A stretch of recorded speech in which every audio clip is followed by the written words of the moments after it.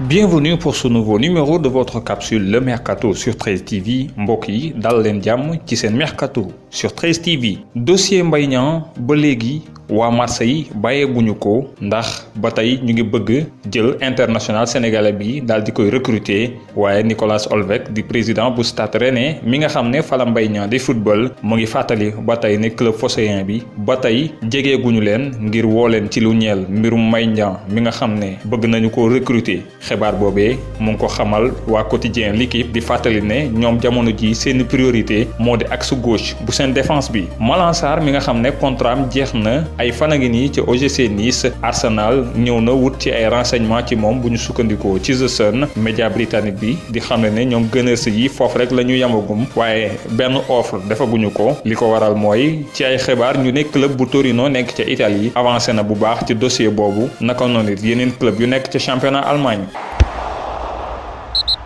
transfert Osimhen ba tey ñu ngi ciy wax ci mercato bile boobaak léegi def na ay semaine waaye ba léegi dara yembagul bu fekkee ne officialisation transfert joueur Lille bi ca Naples la amatul la benn jiixi jaaxa bu ñu ci am waaye terewul ba tey mu ngi en stand-by bokk na ci li ko waral ci ay xibaar ñu ne li joueur Nigéria bi daal di changer agent bokk na ci li ko waral waaye loolu terewul attaquant Nigéria bi am 21 ans ñu ngi koy xaar ca Naples ngir mu def visite médicale am bu ñu sukkandikoo ci l'équipe.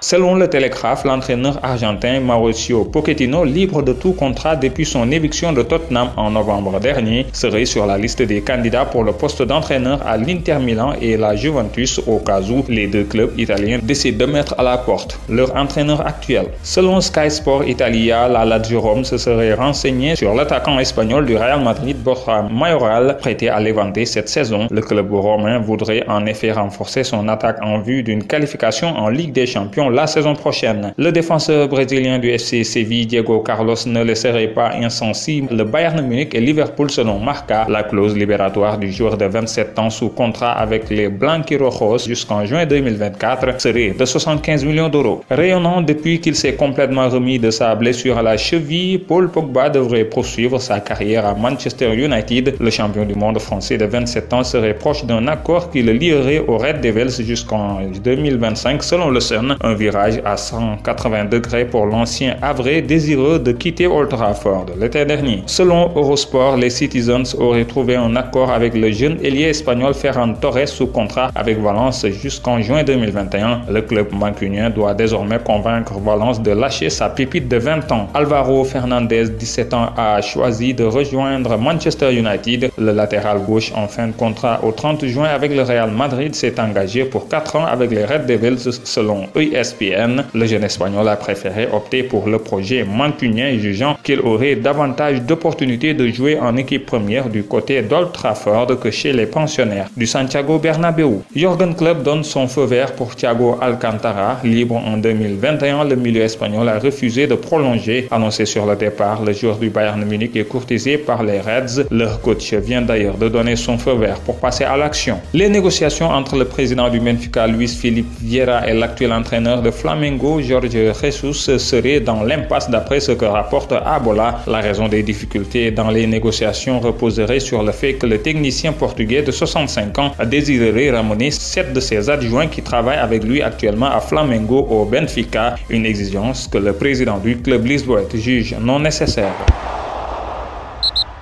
ñu jeexalee ak bonus sport ginnaaw ñaari titre consécutif yoo xam ne FC Barcelone mu ngi koy am ca Espagne. Real Madrid récupéré na couronne bu champion d'Espagne ginnaaw ba ñu daanee jeudi bi ci guddi Villarreal 2-1 ca capitale bu Espagne ba tax mu daal di remporter championnat bi 34e fois am ci histoire am. FC Barcelone moom ci jonganteem bu mujj ren ji ca Camp Nou dafa am défaitam bu njëkk niki décembre 2018 à domicile. Villarreal mi nga xam ne moo jël 11e ci Liga bi moo ko daan 2-1 ca dëkkam. Lionel Messi ginnaaw jongante bi félicité na Real Madrid mi mu jàpp ne mérité na titre bi rax ci dolli daal di fësal jafe-jafe yi nga xam ne clubam di FC Barcelone am na ko ci saison bi ba tax jëluñu championnat bi.